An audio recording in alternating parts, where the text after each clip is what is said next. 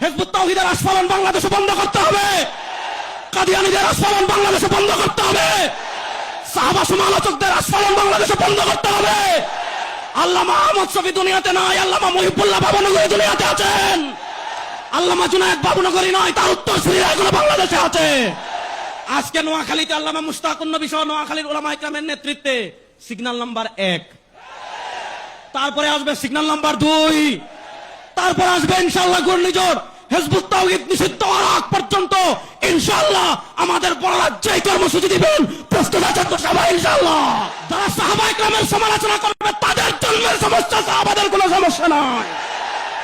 তাহলে হিজবুত তাওহীদের আকীদার অনুযায়ী শুনেন, 1 নম্বর সাহাবায়ে কেরাম ইসলাম থেকে বের হলেন, ইমাম আবু হানিফা ইসলাম থেকে বের হলেন, ইমাম শাফি ইসলাম থেকে বের হলেন, ইমাম বুখারী ইসলাম থেকে বের হলেন, ইমাম আহমদ ইবনে হাম্বল ইসলাম থেকে বের হলেন, 1400 বছরের সকল ইমামগণ ইসলাম থেকে বের হলেন। আমরা বলি না সাহাবা ইসলামের উপর, তাবে ইসলামের উপর, তবে তাবে ইসলামের উপর, ইমামগণ ইসলামের উপর, হিজবুত তাওহীদ ইসলাম থেকে বের হয়ে গিয়েছে।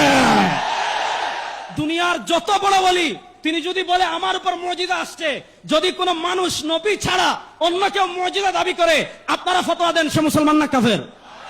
জোরে বলেন সে মুসলমান না কাফের? তাহলে এবার বলেন যে হিজবুত তাওহীদ বলল আল্লাহর পক্ষ থেকে মুজিজা আসছে, নবী ছাড়া যাদের উপর মুজিজা আছে এরা মুসলমান থাকতে পারে না, ইসলামের সীমায় থাকতে পারে না। আমি বাংলাদেশের মাননীয় প্রধানমন্ত্রী তারেক রহমান সাহেব আপনার দৃষ্টি আকর্ষণ করছি, হিজবুত তাওহীদের ফতোয়া অনুযায়ী আপনিও মুসলিম না।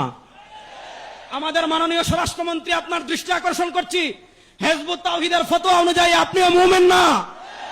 আমাদের এমপি সাহেব এখানে বসে আছেন, কোথায় আসছিলেন আমি শুনেছিলাম, হিজবুত তাওহীদের ফতোয়া অনুযায়ী উনিও মুসলিম না। আমাদের নোয়াখালীর ডিসি তিনিও মুসলিম না। হিজবুত তাওহীদের ফতোয়া অনুযায়ী বাংলাদেশের আইন শৃঙ্খলা বাহিনীর কেউ মুসলিম না, সবাই কাফের।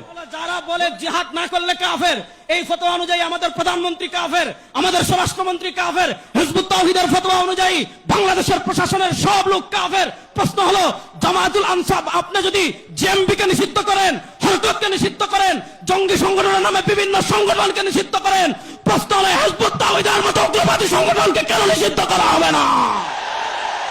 হিজবুত তাওহীদকে নিষিদ্ধ করতেই হবে। শোনেন মাননীয় প্রধানমন্ত্রী, 2024-এর জুলাই আগস্টের বিপ্লব হয় নাই হিজবুত তাওহীদের আস্ফালন দেখার জন্য। 2024-এর জুলাই আগস্টের বিপ্লবে আমরা সামনে ছিলাম। আজকে আমরা পরিষ্কার শুনেন, সমুদ্রে যখন ঝড় আসে সবার আগে আবহাওয়া অধিদপ্তর 1 নম্বর সিগন্যাল দেয়, তারপর যখন আরেকটু ঘনায় সিগন্যাল 2 নম্বর আসে, তারপর 3 নম্বর সিগন্যাল আসে, তারপরে 7 নম্বর সিগন্যাল আসে, তারপর আসে ঘূর্ণিঝড়। আমরা বাংলাদেশের সরকারকে বলবো, ট্রান্সজেন্ডার বিয়ের নামে তামাশা বাংলাদেশে বন্ধ করতে হবে, হিজবুত তাওহীদের আস্ফালন বাংলাদেশে বন্ধ করতে হবে, কাদিয়ানীদের আস্ফালন বাংলাদেশে বন্ধ করতে হবে, সাহাবা সমালোচকদের আস্ফালন বাংলাদেশে বন্ধ করতে হবে। আল্লামা আহমদ শফী দুনিয়াতে নাই, আল্লামা মুহিবুল্লাহ বাবনগরী দুনিয়াতে আছেন, আল্লামা জুনায়েদ বাবনগরী নয়, তার উত্তরসূরিরা এখনো বাংলাদেশে আছে। আজকে নোয়াখালীতে আল্লামা মুশতাকুন নবী সহ নোয়াখালীর উলামা ইকরামের নেতৃত্বে সিগন্যাল নাম্বার 1, তারপরে আসবে সিগন্যাল নাম্বার 2, তারপর আসবে ইনশাআল্লাহ ঘূর্ণিঝড়।